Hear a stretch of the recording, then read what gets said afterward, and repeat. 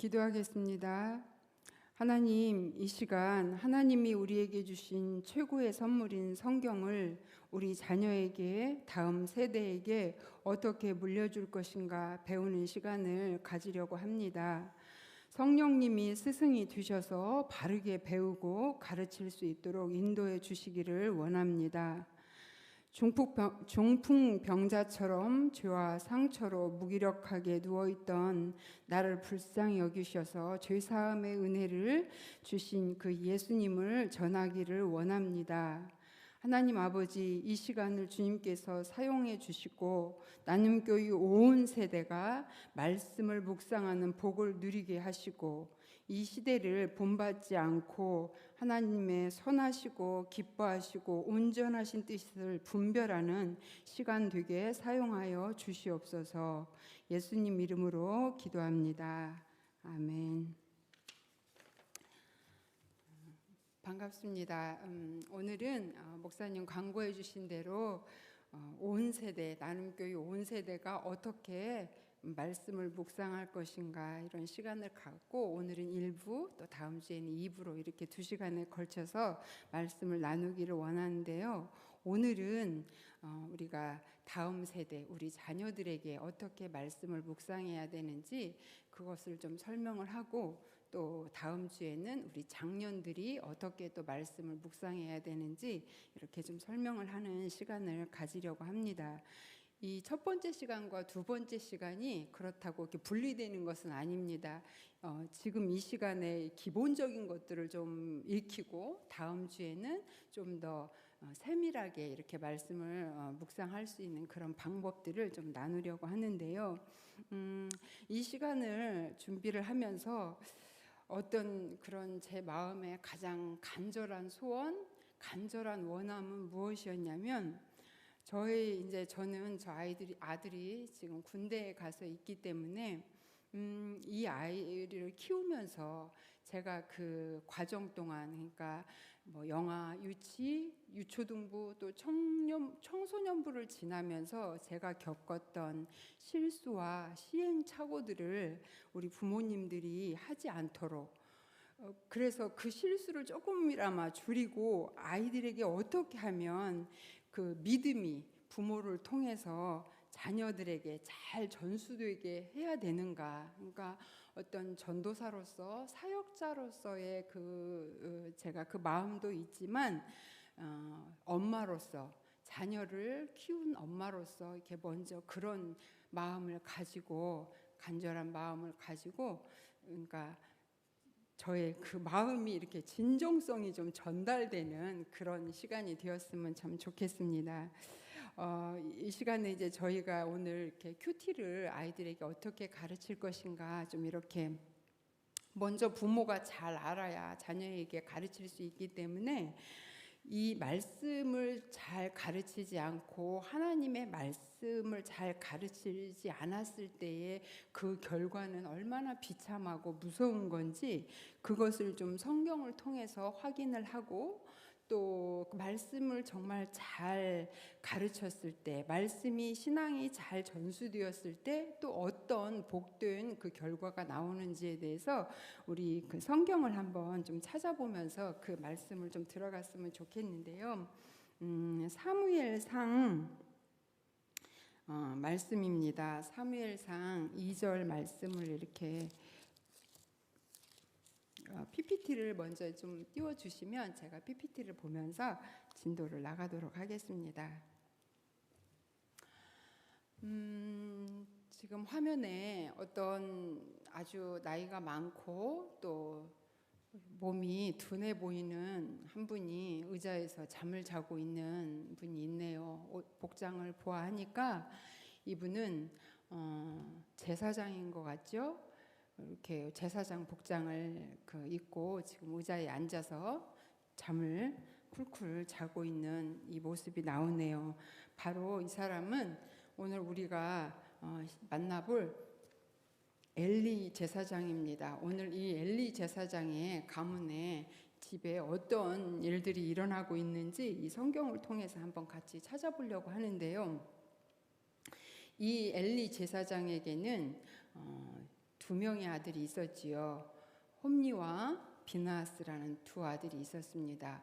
아버지가 제사장이었기 때문에 이 아들들도 제사장이 되어야 되고 옷차림을 보니 성소에서 이렇게 섬기는 그런 일들을 했던 것 같죠. 그런데 지금 이 아들들이 어떤 행동을 하고 있는지, 지금 이 사무엘상에서는 어떻게 이 아들들을 고발하고 있는지 성경을 다 한번 찾아주시기 바랍니다. 사무엘상 2장 12절 제가 읽도록 하겠습니다. 지금 화면에 이렇게 계신 분들은 성경을 같이 옆에다 놓고 또 성경을 찾아가면서 저를 이렇게 쫓아오시면 될 것 같아요. 2장 12절 제가 읽을게요. 엘리의 아들들은 행실이 나빠 여호와를 알지 못하더라. 옛날 성경에는 이 아들들이 불량자라고 나와 있었거든요. 그러니까 거의 불량배와 다름이 없다 이렇게 했고, 또 17절에 가서 보니까 이 소년들의 죄가 여호와 앞에 심히 크면 그들이 여호와의 제사를 멸시했다. 이 아들들이 제사장이면 제사를 지내는 일을, 이 하나님 앞에 예배를 드리는 일을 소중히 다뤄야 해야 되는데 이 아들들이 그 하나님께 예배 드리는 걸 멸시했다 이렇게 고발을 하고 있어요. 왜냐하면 이 사람들이 지금 성전에 와서 예배를 드리러 이렇게 제물을 드리러 오면 이 제물들을 자기들이 먼저 취하는 거예요. 고기를 삶기 전에 나는 낡은 고기, 구워 먹는 고기가 맛있다 하면서 이렇게 고기를 꼬챙이로 찍어서 먼저 구워 먹고, 그래서 이것을 사람들이 만류하면 오히려 더 화를 내면서 이렇게 하는 행동을 이 사무엘상 기자는 여호와의 제사를 멸시한 아들들이었다 이렇게 이야기를 하죠. 그런데 이 시대에 똑같이 다른 가정이 있죠. 바로 한나의 가정이죠. 이 엘리를 중심으로 사무엘과 한나 그리고 이 엘리의 두 아들들이 계속 이렇게 겹치면서 사무엘상 그 앞부분이 출발을 하는데요. 그 엘리의 축복 예언으로 말미암아서 한나가 사무엘을 낳게 됐는데, 이 사무엘을 엘리가 있는 제사장에 있는 성전에 갖다 맡기고 이 사무엘이 지금 엘리 옆에서 자라고 있는데 18절에 보니까 17절에는 그들이 여호와의 제사를 멸시했다고 엘리의 아들들에 대해서 이렇게 표현을 하는데, 18절은 사무엘은 어렸을 때에 세마포 에봇을 입고 여호와 앞에 섬겼다. 그의 어머니가 19절에 매년 드리는 제사를 드리러 그의 남편과 함께 성전으로 올라갈 때마다 작은 겉옷을 지어다가 그에게 주었다 이런 표현을 하면서 결국 이 한나는 사무엘을 성전에 엘리에게 맡기면서 해마다 가면서 그냥 맡기기만 한 것이 아니라 계속 이 아이를 돌보고 관심을 쏟았다는 것을 이제 알 수가 있는 거죠. 그리고 다시 이렇게 넘어가 보면 다시 또 엘리의 아들들을 고발하는데 엘리가 매우 늙었다. 22절에 보니까 엘리가 매우 늙었더니 그의 아들들이 온 이스라엘에게 행한 모든 일과 회막문에서 수종드는 그 여인들과 동침했다라는 소식이 그 엘리 아버지의 귀에 들려요. 그래서 이 아버지가 아들들에게 책망을 합니다. 너희들 그렇게 하지 마라. 왜 이렇게 하나님 앞에 범죄를 하느냐라고 말은 하지만 25절 그 뒤에 보니까 뭐라고 하냐면 그러니까 엘리의 아들들이 자기 아버지의 말을 듣지 아니하였으니 이는 여호와께서 그들을 죽이기로 뜻하셨다. 그러니까 지금 이 엘리 아들들의 귀에는 아버지의 말이 안 들리는 거예요. 책망이. 아버지는 하나님의 대리인인데 지금 하나님의 음성이 안 들리는 거죠. 아버지의 음성이 안 들리는 거죠. 그러나 26절에 보니까 아이 사무엘은 점점 자라가면서 여호와와 사람들에게 은총을 더욱 받았다. 이렇게 계속 비교가 되고 있죠. 그리고 보면 이제 엘리의 집안에 저주가 내려요. 하나님이 엘리에게 찾아오셔서 뭐라고 말씀을 하시냐면 엘리를 책망하는 거예요. 이렇게 자녀들에게 신앙 교육을 하지 않은 엘리에게 하나님께서는 뭐라고 말씀을 하시냐면 29절에 너희는 어찌하여 내가 내 처소에서 명령한 내 제물과 예물을 밟으며 내 아들들을 나보다 더 중히 여겨 내 백성 이스라엘이 드리는 가장 좋은 것으로 너희들을 살찌게 하느냐. 그러므로 이스라엘의 하나님 나 여호와가 말하노라. 내가 전에 내 집과 내 조상의 집이 내 앞에서 영원히 행하리라 하였으나 이제 나 여호와가 다시 말하지만 결단코 그렇게 하지 아니하리라.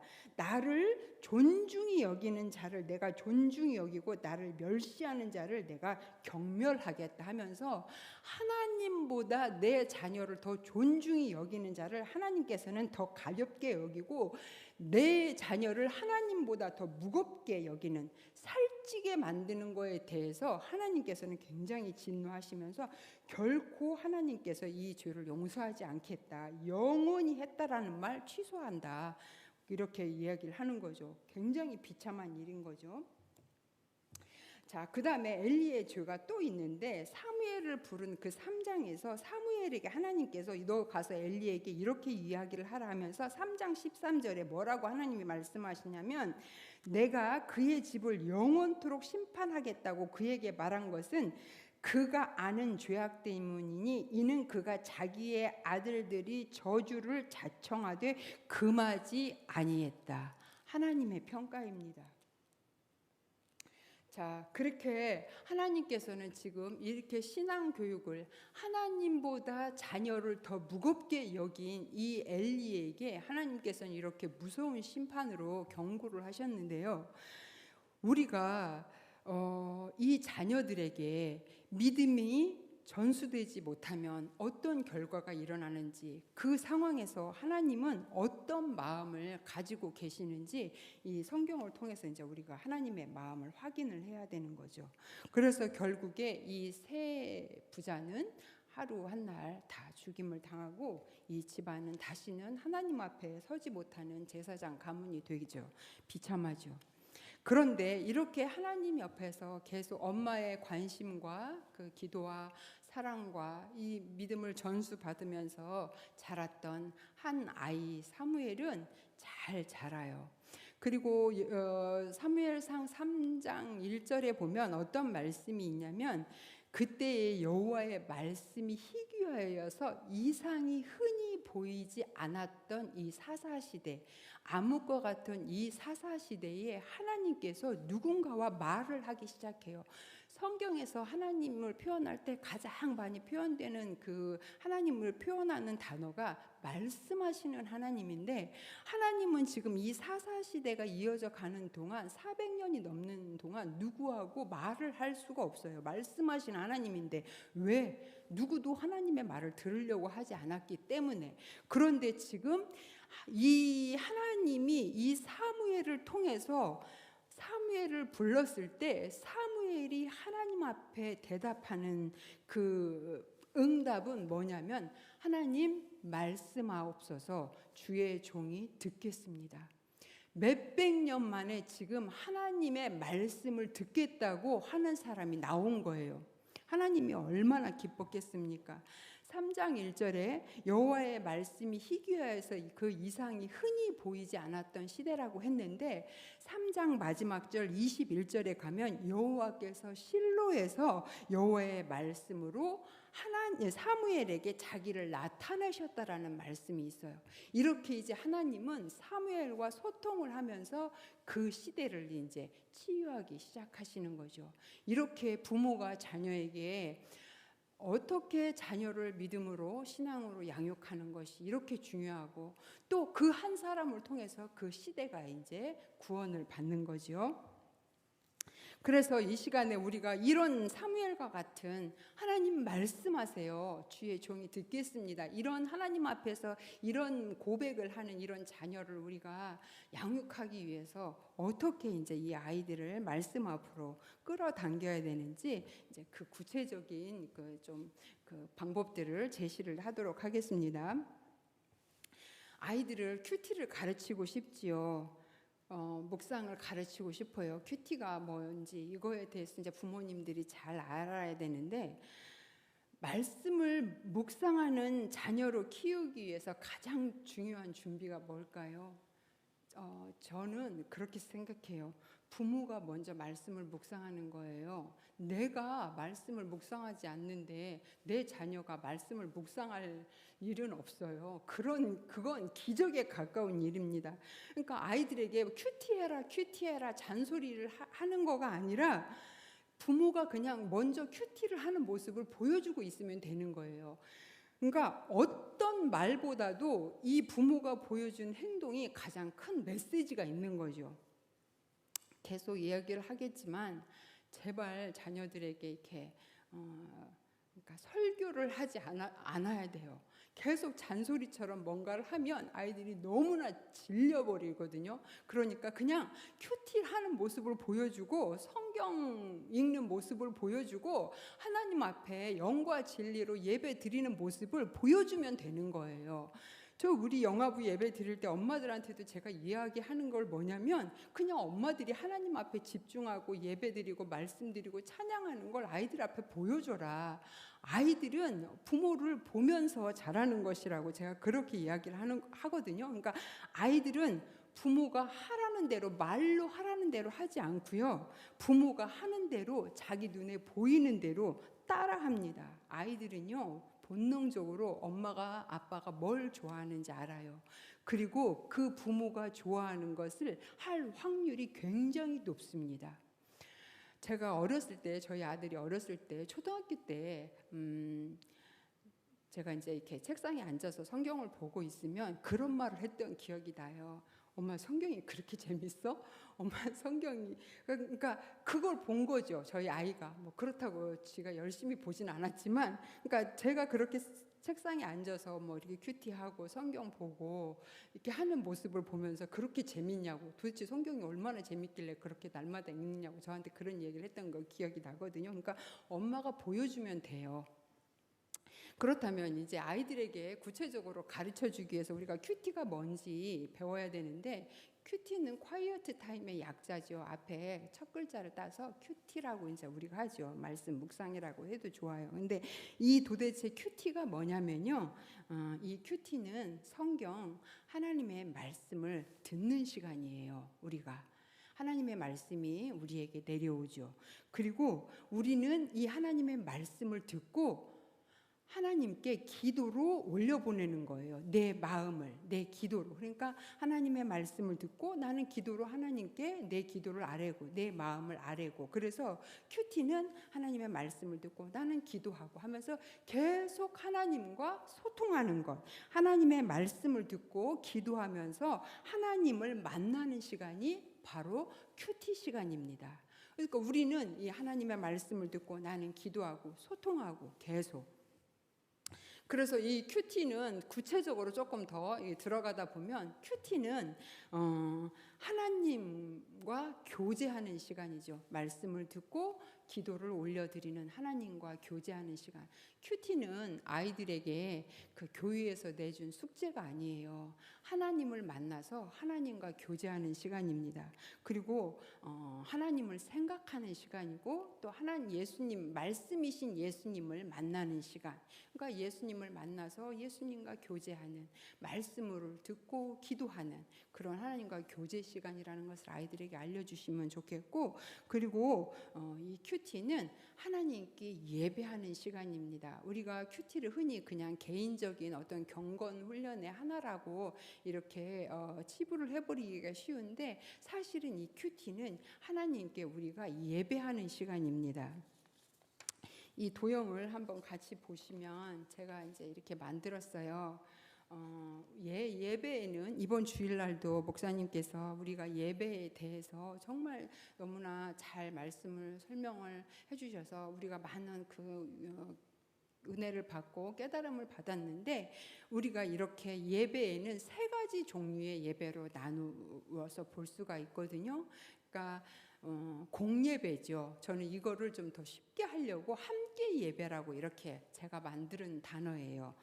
교회에서 우리가 모여서 회중 예배로 같이 드리는 예배를 함께 예배라고 이제 이렇게 하고 그 다음에 혼자 예배가 있어요. 우리는 함께 예배를 드리기도 하지만 혼자 예배도 드려야 돼요. 이게 바로 저는 말씀 묵상 큐티 시간이라고 생각해요.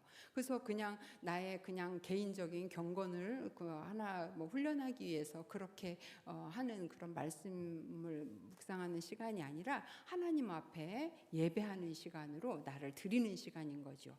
그리고 이 예배는 이제 개인 예배, 혼자 예배예요. 그리고 이 함께 예배와 혼자 예배를 잘 드린 사람은 이 말씀을 살아내는 사는 예배를 드려요. 이걸 삶의 예배라고 하죠. 그래서 우리는 이렇게 함께 예배, 교회에서 회중이 같이 모여서 공동체로 드리는 함께 예배도 드려야 되고, 내가 혼자 집에 있을 때에 나 홀로의 시간을 따로 떼서 하나님과 교제하는, 하나님께 예배하는 혼자 예배의 시간도 있어야 되고, 이렇게 함께 예배와 혼자 예배를 잘 드리는 사람은 꼭 이 삶으로 나가서 사는 예배도 같이 드려야 되는 게, 이게 사이클이, 세 개의 사이클이 돌아가야 되는 거죠. 나 그냥 교회 예배는 잘 드리는데 혼자 예배와 사는 예배가 없는 그런 사람은 정말 올바른 튼튼한 신앙인이 아니죠.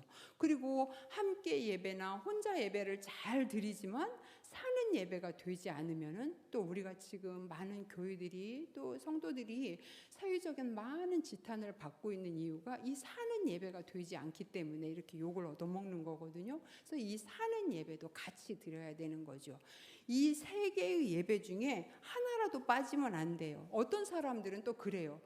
혼자 예배와 사는 예배가 됐으면 됐지, 함께 모여서 교회에 모여서 공예배를 드릴 필요가 뭐가 있느냐, 이렇게 이야기하는 분도 있는데 그것도 절대로 올바르지 않아요. 우리는 다 회중으로 모여서 함께 하나님 앞에 나아가야 돼요. 그게 성경적이고 성경에서도 하나님이 그것을 명령하고 있어요. 그래서 이렇게 이 모든 예배가 세 개가 다 조화롭게 균형을 이루어야 건강한 신앙인, 건강한 성도가 되는 거죠. 그래서 이렇게 모든 사이클이 다 돌아가야 돼요. 함께 예배, 그리고 혼자 예배, 그리고 사는 예배가 계속 돌아가면서 이렇게 맞물려서 돌아가야 우리는 진정한 이제 성도라고, 크리스찬이라고 할 수가 있는 거죠. 이번 주일에 예배를 우리가 다 함께 드리지 못하고 함께 드리는 이 예배가, 함께 예배가 얼마나 소중한지, 얼마나 우리가 절절하게 느꼈는지 몰라요. 이렇게 예배를 또 소중히 여기면서, 또 자기가 혼자 있을 때는 하나님 앞에 내 삶을 내어드리는 그 거룩한 예배로 나아가는 거, 또 이렇게 깨달은 말씀을 또 삶에서 실천하는 것이 가장 중요한 예배죠. 그리고 이제 우리는 저는 이 말씀을 준비하면서 이런 생각 들었어요. 우리는 교회를 다니는 것이 아니라 교회로 사는 것이다. 그래서 우리는 교회만 그냥 다니는 사람들이 아니고 그 각자의 처소에서 교회로 살아가는 것이 진정한 그런 성도다, 이런 것을 다시 한번 깨닫게 되었습니다. 자, 그러면 이렇게 세 개의 예배를 잘 드리는 우리가 정말 이 시대를 분별하는 그런 본받지 않고 이 시대에 구별돼서 하나님 앞에 내 삶을 하나님 앞에 산 제물로 드리는 그런 귀한 예배를 드릴 수 있는 자들이 되겠죠. 이렇게 이 예배에 이제 마음이 준비가 됐으면 큐티를 이제 어떻게 해야 되는지 이제 좀 구체적으로 좀 들어가 보도록 하겠습니다. 큐티를 하기 전에요, 정말 중요한 건 바로 시간을 정하는 거예요. 그리고 장소를 정하는 거예요. 구별된 장소. 지금도 엄마들이 아이들에게 이렇게 큐티를 가르쳐 주실 때 언제 너가 하나님을 만날 것인지 시간을 정해라, 그리고 장소를 정해라고 꼭 해주셔야 돼요. 그냥 아무 때나 내 시간 날 때, 나 편한 데서 이렇게 드리는 것이 아니라 하나님을 만나서 하나님을 교제하고 예배하는 시간이기 때문에 우리의 마음가짐이 굉장히 중요하거든요. 그래서 집중하기에 가장 좋은 시간, 어제 본문이었나요? 마가복음에 아직 새벽, 아직도 밝기 전에 예수께서 일어나 나가서 한적한 곳으로 가서 거기서 기도했다. 그러니까 새벽, 아직도 밝기 전에 시간, 그 다음에 한적한 곳, 방해받지 않는 곳, 하나님과 온전한 교제를 드릴 수 있는 그곳으로 예수님은 가서 그곳에서 하나님과 교제를 시작했다는 거죠. 방해받지 않는 시간과 장소가 굉장히 중요합니다. 사실 우리가 주일 예배를 지키는 것도 드리는 것도 주일이라는 시간, 또 11시라는 시간, 또 이 공간을 이렇게 만들어서 시간과 장소를 정해놓고 우리가 예배를 드리고 우리가 주일을 지킨다 이렇게 하지만 사실은 우리가 주일을 지키는 게 아니라 주일이 우리를 지켜주는 겁니다. 우리가 주일을 지킨다고 그렇게 생각을 했는데 사실은 그 시간과 그 장소가, 그 공간이 나를 지켜준다는 것을 시간이 이렇게 흐르면서 저도 다시 알게 된 거죠.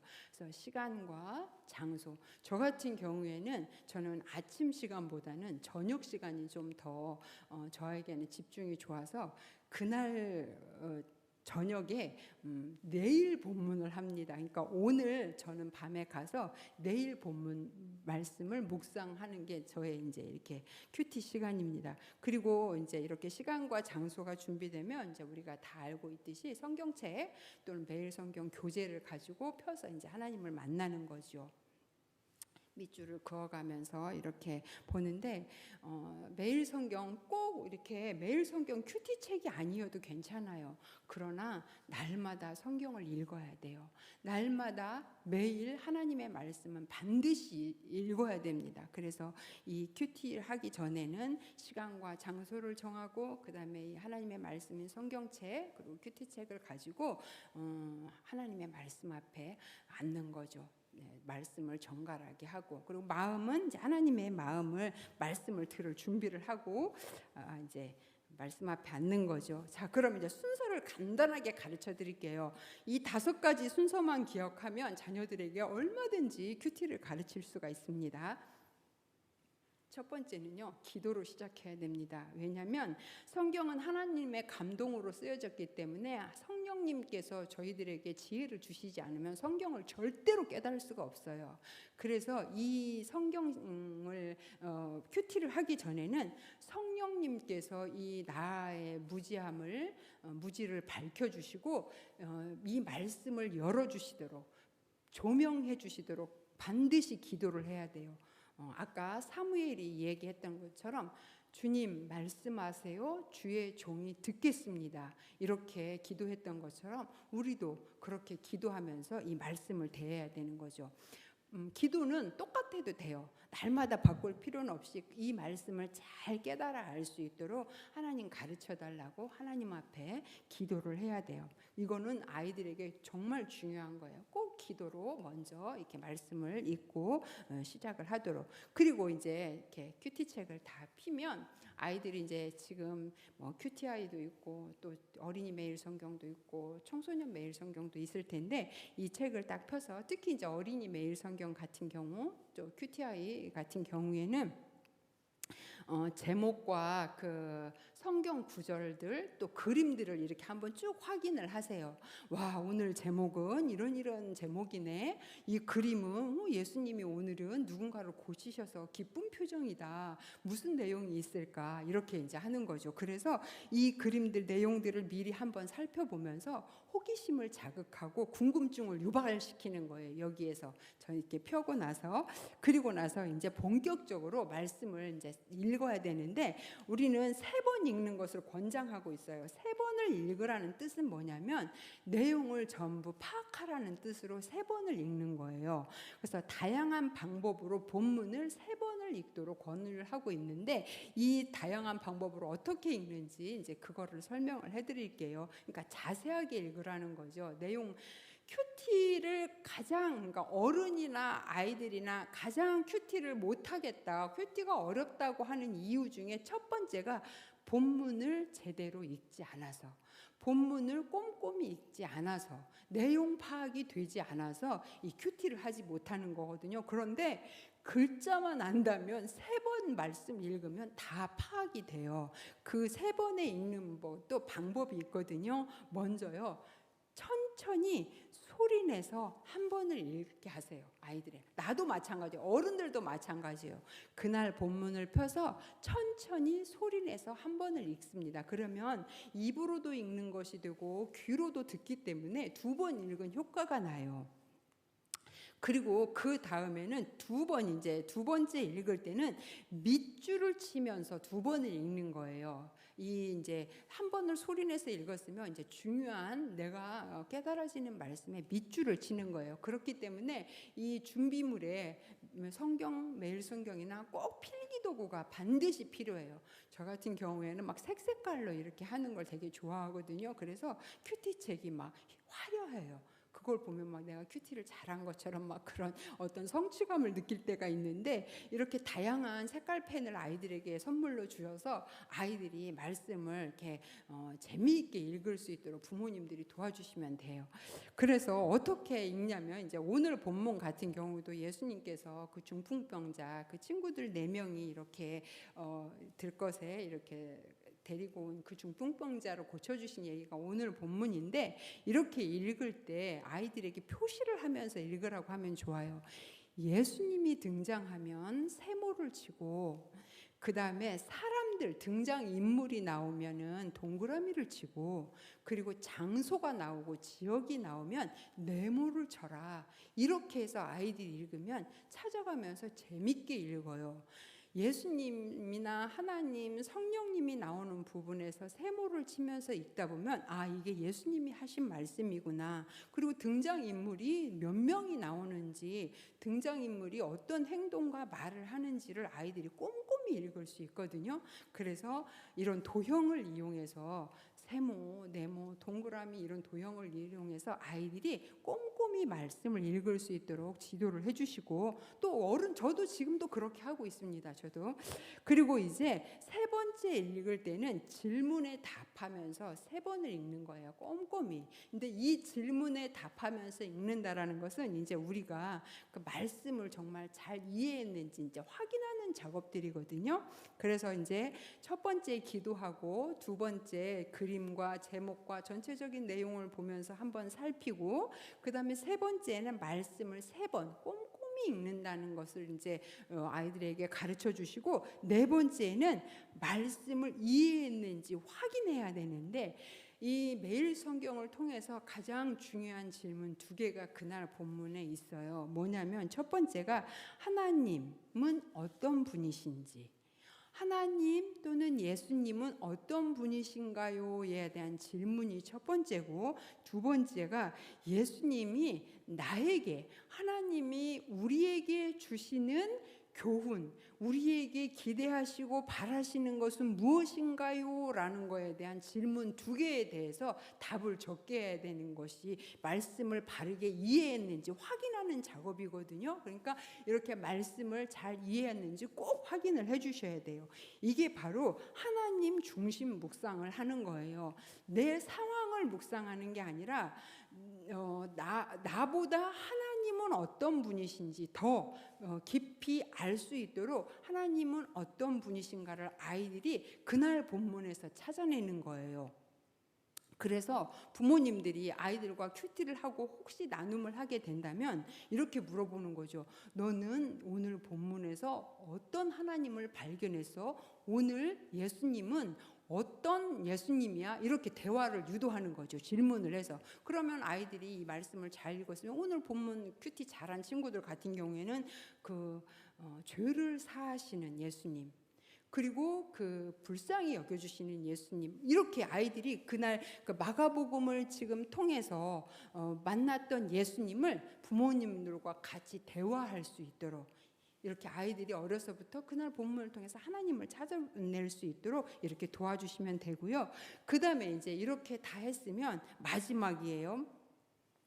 기도하고 실천한다는 거죠. 기도한다는 것은 그날 본문 말씀을 가지고 기도하는 거예요. 그날 아주 짧게 해도 좋아요. 길지 않아도 좋거든요. 그날 본문을 가지고 아이들이 기도할 수 있도록, 아이들에게 큐티를 지도하다 보면 그날 본문에서 찾은 예수님 하나님이 아니라 그냥 자기가 알고 있는 하나님 예수님에 대해서 말할 때가 많은데 그렇게 하지 않고, 그리고 그날 본문으로 아이들이 꼭 기도를 할 수 있도록 이렇게 도와주시고, 실천한다는 것은 바로 아까 앞에서 얘기했듯이 사는 예배를 드린다라는 거죠. 오늘 내가 말씀을 들으면서 깨달았던 말씀을 이제 내 삶을 통해서 살아내는 거죠. 그렇게 아이들이 하면 돼요. 너무 쉬워요. 첫 번째, 기도하기. 그러니까 큐티는 기도하기로 시작해서 기도하기로 끝내요. 기도해서 하나님 제발 말씀 잘 깨달을 수 있도록 도와주세요. 듣겠습니다. 이렇게 하고 그 다음에 내용을 살피는 거죠. 두 번째, 그리고 세 번째는 세 번 읽는 거예요. 말씀을 꼼꼼히 어떻게 소리내서 한 번, 그 다음에 밑줄 치면서 두 번, 그 다음에 내용을 살피면서 질문하면서 세 번을 꼼꼼히 읽고, 두 번이든 세 번이든 이렇게 읽는다라는 것은 충분히 그 내용을 파악하라는 거죠. 그렇게 했을 때 두 가지 대답을 잘 할 수 있어요. 오늘 하나님은 어떤 분이신지, 그리고 내게 하나님이 나에게 기대하시는 것은 무엇인지, 이렇게 하고 나면 이제 아이들이 그것으로 기도하고 또 사는 예배를 드릴 수 있도록 도와주는 거죠. 그리고 이제 연령별로 이제 어떻게 이 아이들이 그 큐티를 해야 되는지, 좀 큐티 아이라는 책은 지금 우리 영화부와 유치부에서는 이 교재를 가지고 큐티 아이로 교재로 이제 사용을 하고 있는데요. 온 세대가 묵상할 수 있도록 이렇게 성서윤희원에서 이렇게 발행을 해준 거죠. 같은 본문을 가지고 영화부 아이든지 아니면은 엄마든지 할머니든지 할아버지든지 똑같은 본문을 묵상을 해서 가족들이 서로 말씀으로 소통할 수 있도록 이렇게 해서 이제 이 큐티아이 같은 경우에는 아주 단순해요. 말씀 한 절이에요. 하루 한 절을 부모님이 아이들과 같이 묵상을 해주는 건데 습관이 중요하거든요. 이 큐티아이를 사용하는 사실 영아부 아이들 같은 경우에는 글자도 몰라요. 이 아이, 이 유아 유치 영아부 아이들 같은 경우에는 하나님을 말로 가르치는 것이 아니라 하나님이 어떤 분이신지, 하나님이 사랑이시다라는 것을 느끼도록 부모들이 가르치는 거거든요. 그러니까 가르치는 것이 아니라 느끼도록 해주는 거죠. 하나님이 어떤 분이신가를 느끼도록. 그래서 이 아이들의 그 오감을 다 자극해서 말씀을 배우고 또 이렇게 신앙을 이렇게 아이들이 가질 수 있도록 그렇게 만든 책이거든요. 그리고 이제 유치부 아이들 같은 경우에는 말을 다 알아듣는 아이들이잖아요. 그렇기 때문에 이제 그 아이들은 대화를 통해서 구체적으로 하나님과 예수님을 설명하고 소개해 줄 수가 있어야 되는 거죠. 그리고 말씀 활동을 통해서 더 구체적으로 아이들이 말씀을 체험하는 아이들이 될 수 있도록 이 큐티아이는 이렇게 해주시고, 부모님들이 집에서 이것을 그냥 어떤 숙제같이 여기지 말고 놀이로, 그날 마무리하는 놀이로 이렇게 아이들을 이렇게 도와주셨으면 좋겠어요. 처음에 아이들을 이제 저녁에 이렇게 만나게 되면 큐티 노래를 불러서 아이들을 이제 아이들이 큐티하는 시간이구나 이걸 가질 수 있도록 큐티송을 불러서 이렇게 준비할 수 있도록 도와주시고, 그 다음에 이제 또 같이 기도해야 돼요. 제가 아까 얘기했죠. 하나님 말씀 잘 깨닫게 해주세요. 기도하고 그 다음에 이제 말씀을 이렇게 제목을 읽어주세요. 무슨 내용일까? 너무 궁금하다. 같이 엄마랑 같이 오늘 말씀 읽어볼까 하면서 이제 아이들에게 궁금증을 유발시키는 거죠. 그리고 성경을 소리내서 3번 읽어주세요. 그리고 이 성경 읽은 그날 그 본문에 아이들과 할 활동들이 다 있어요. 뭐 색칠을 한달지, 글씨를 따라 쓴달지, 만들기를 한달지, 어떤 놀이를 한달지 다 거기에 이렇게 돼 있으니까 그것을 참고해서 또 응용해서 부모님들이 아이들과 활동하기를 통해서 아이들이 말씀을 이렇게 같이 가깝게 할 수 있도록 도와주시고, 그 다음에 이제 이렇게 다 하고 나면 아이들이 정말 이 큐티 시간, 이 말씀 시간은 내가 사랑받고 있는 시간이구나라는 것을 느낄 수 있도록 아이들을 안고 막 끌어안고 뽀뽀도 해주시고 포옹도 해주시면서 정말 이 시간은 내가 사랑받고 있는 시간이야 하면서 진하게 이렇게 스킨십을 해주는, 칭찬해주는 그런 시간 해주시고, 그다음에 이제 마지막 시간에는 아이들이 그 뒤에 스티커 있거든요. 스티커 붙이는 거 정말 좋아하거든요. 그래서 이 스티커를 붙이면서 아이들이 성취감을 느끼고 아 정말 내가 잘했구나라는 그 뿌듯함을 느낄 수 있는 그런 칭찬해주는 시간으로 아이들이 스스로 붙일 수 있도록 이렇게 활용을 해주시면 좋겠어요. 시간이 이렇게 지나가서 큐티아이의 요일별 컨셉이 있는데요. 월요일 날은 엄마가 아이들에게 또박또박 말씀을 읽어주는 시간이에요. 그리고 화요일 날은 말씀을 암송하는 시간이에요. 화요일 말씀은 암송하는 거예요. 그러니까 화요일 날은 화요일 하루로 끝나면 안 되고 일주일 내내 같은 말씀을 계속 반복하면서 아이들이 화요일 말씀을 암송할 수 있도록 도와주시고, 수, 목, 금은 성경 이야기를 엄마 아빠가 들려주는 거예요. 수, 목, 금은 그 본문에 있는 내용들을, 그래서 아이들이 아하 하고 깨달을 수 있는, 아하 그렇구나라고 깨달을 수 있는 시간이 수, 목, 금, 그러니까 재밌게 성경 이야기를 해주는 시간이죠. 그리고 토요일 날은 말씀으로 노는 시간이에요. 이날은 아빠가 좀 준비를 해서 아이들과 토요일 날은 이렇게 놀아주시면 되겠고, 그리고 이제 이 매일 성경을 보면 온 세대가 같이 예배 드릴 수 있는 가정 예배를 드릴 수 있도록 그렇게 책마다 다 이렇게 들어가 있어요. 가정 예배야말로 최고의 신앙 교육이고, 이 신앙이 믿음이 전수되는 최고의 시간이고 방법이 바로 이 가정 예배 시간이죠. 그래서 주일날은 같이 이렇게 예배를 온 세대가 모여서 같이 예배를 드렸으면 좋겠습니다. 그리고 이거는 저학년 매일 성경은요, 팁을 드릴게요. 그냥 1, 2, 3학년들이 대부분 이 큐티 책을 쓰는데요. 본문을 꼼꼼히 3번 읽는 걸로 만족하시면 됩니다. 더 이상 하지 않으셔도 돼요. 본문 읽는 걸로 돼요. 하나님이나 교훈 고학년이 되면 찾을 수 있거든요. 굳이 아이들을 힘들게 하지 마시고 이 시간에는 그냥 지금 이 매일 성경 저학년 매일이나 고학년 매일 성경이 정말 좋아졌어요. 예전에는 이 정도 아니었거든요. 정말 좋아졌어요. 이 글씨며 활자며 이 그림이며 내용이며 압축적인 이 내용들이 정말 좋았기 때문에 최고의 신앙 교육의 도구라고 저는 정말 믿어요. 최고예요. 이 매일 성경의 어린이 큐티 책은. 그리고 고학년으로 이제 가면 이렇게 저학년 때는 그 3번 본문을 꼼꼼히 읽은 걸로 만족을 하시고, 그러나 고학년으로 가면 더 아이들이 생각할 수 있는 그 시간이 되어야 돼요. 그래서 아까 앞에서 얘기했던 하나님은 어떤 분이신지, 그리고 오늘 내가 순종해야 되는 거, 내가 받은 교훈은, 하나님이 오늘 나에게 기대하시는 것은 무엇인지 스스로 아이들이 말씀의 물을 길어 올리도록 훈련하는 시간이 바로 이 고학년 시간이거든요. 그러나 절대 조급해하지 마세요. 그냥 아이들이 그 말씀의 테두리 안에서 잘 할 수 있도록 부모님들이 도와만 주시면 돼요. 그리고 청소년 매일 성경을 이제 마지막으로 이제 하고 마치도록 할게요. 사실 저는 청소년들을 대상으로 제가 말씀 사역을 해보진 않았지만, 이 청소년들에게 말씀 사역을 이렇게 말씀을 가르칠 때 청소년들은 이렇게 하나님 찾고 또 이렇게 교훈을 찾으면서 이 질문에 답하는 것과 동시에 어디까지 나가야 되냐면, 이 성경이 내 삶에 역사하는구나. 성경과 내 삶이 따로따로가 아니구나. 내 이야기가 성경 안에 있네? 이거 바로 내 이야기인데 이 성경의 인물이 난데 왜 내가 보이지? 아이들이 이렇게 이 말씀과 내 삶이 일치하는 경험을 해줄 수 있도록만 하면 아이들이 절대 큐티를 하다가 그만두는 법은 없습니다. 아이들이 왜 큐티를 못하냐면 딴 나라 이야기 같거든요. 남의 나라 이야기 같거든요. 나하고 무관한 것 같거든요.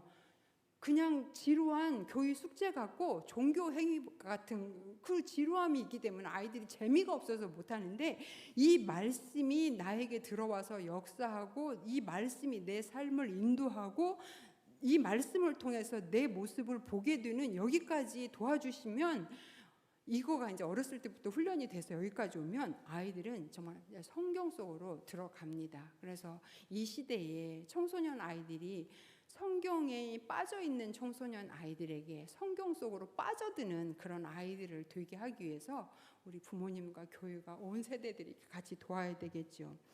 안타까운 그 기사를 봤어요. 신천지 공개 명단이 이렇게 명단이 공개가 됐는데요. 20대 초반의 아이들이 60% 이상이래요. 그 명단 안에. 우리 청년들 우리가 다 신천지에 뺏겼어요? 우리 청년들 다 어디로 갔습니까? 어려서부터 말씀 제대로 가르치지 않은 우리 교회와 우리 시대가 정말 하나님 앞에 자복하고 회개를 할 수밖에 없는 거예요. 상황이 된 것 같아요. 어제도 목사님 9시 기도의 시간에 우리가 말씀을 제대로 가르치지 못해서 예수님처럼 정말 그 권위 있는 서기관과 같지 않은 그 권위 있는 말씀으로 가르쳤을 때 사람들이 반응했던 것처럼 우리가 우리 아이들에게 이렇게 말씀을 가르치지 못했을 때 아이들은 다 세상에 이단에 뺏겨버릴 수밖에 없는 거죠. 그래서 이렇게 아이들이 정말 이 말씀 안에서 하나님을 만나고 체험할 수 있도록 아이들이 하나님을 만나서 하나님의 말씀을 붙들 때 하나님이 이 아이들을 붙들어 주신다는 것을 믿고 우리가 이 아이들에게 이제 잘 하나님의 말씀을 가르쳐야 되겠죠. 시간이 거의 다 되었기 때문에 이제 마무리를 하도록 하겠습니다. 저는 얼마 전에 기쁜 그런 좀 아들과 대화했던 내용을 좀 전달을 할게요. 창세기 지금 우리가 지난달에 창세기를 묵상을 했었잖아요. 그런데 그 창세기를 묵상을 할 때 창세기 22장에 가면 그 아브라함이 이삭을 데리고 제사를 드리러 그 모리아산으로 가는 그 본문에서 저희 아들하고 저는 아이들이 초등학교 1학년 때 그 어린이 매일 성경이 바로 이렇게 됐기 때문에 그 초등학교 1학년 때부터 같이 큐티를 했어요. 초등학교 때 그 본문을 같이 묵상할 때 제가 아들한테 그렇게 물었어요. 너가 이삭이라면 엄마나 아빠가 너를 이렇게 데리고 가서 죽이려고 할 때 너는 어떻게 하겠냐 그랬더니 그 눈을 껌뻑껌뻑 하더니 그러는 거예요. 이삭이 몇 살쯤 됐냐고. 그래서 아마 청소년쯤 됐을걸? 15, 16 그랬더니 그러면 그때 다시 생각해 보겠다고 그렇게 대답을 하더라고요. 그래서 아 그러냐. 그리고 이제 제가 그 말을 기억해 두고 있다가 청소년 때 또 같이 그 창세기를 묵상하면서 제가 또 물어봤어요. 너 이때 네가 이삭이라면 넌 어떻게 할 거냐? 그랬더니 두 말도 않고 도망가야지 그래요. 그렇지. 그리고 이제 이번에 군대에 가 있는 동안에 이제 창세기를 같이 묵상을 했죠. 그래서 전화를 하면서 너가 이삭이라면 아들은 지금 초등학교 때 청소년 때 자기가 이런 대답을 했는지를 몰라요. 근데 이제 제가 이번에 이제 다시 생각이 나서 이 본문을 묵상했냐고 했더니 했대요. 그래서 너가 이삭이라면 어떻게 할 거냐라고 물어봤어요. 네가 초등학교 때는 생각해 본다고 했고 청소년 때는 도망간다고 했고 지금은 넌 어떠니? 그랬더니 아들이 그러더라고요. 상관없어. 그래서 뭐가? 그랬더니 거기 그 자리에서 그냥 죽어도 상관없어. 이렇게 대답을 하더라고요. 그래서 제가 너무 감사했죠. 그래서 하나님이 말씀으로 자녀를 기른다는 것은 쉽지 않아요. 너무 오래 걸리는 시간이고 정말 장기전이에요. 하루아침에 되는 건 없지만 그래도 하다 보면 돼요. 그러니까 절대 멈추지만 마세요. 못해도 괜찮아요. 못해도 괜찮은데 안 하지만 마세요. 그리고 닥달하지 마시고 잔소리하지 마시고 그냥 그 말씀의 힘에 아이들을 맡겨놓으세요. 그러면 그 말씀이 알아서 아이들을 양육해 갑니다. 그것을 말씀의 힘을 믿으시고 아이들에게 그 말씀을 잘 전해주는 그런 부모님 되시기를 바랍니다.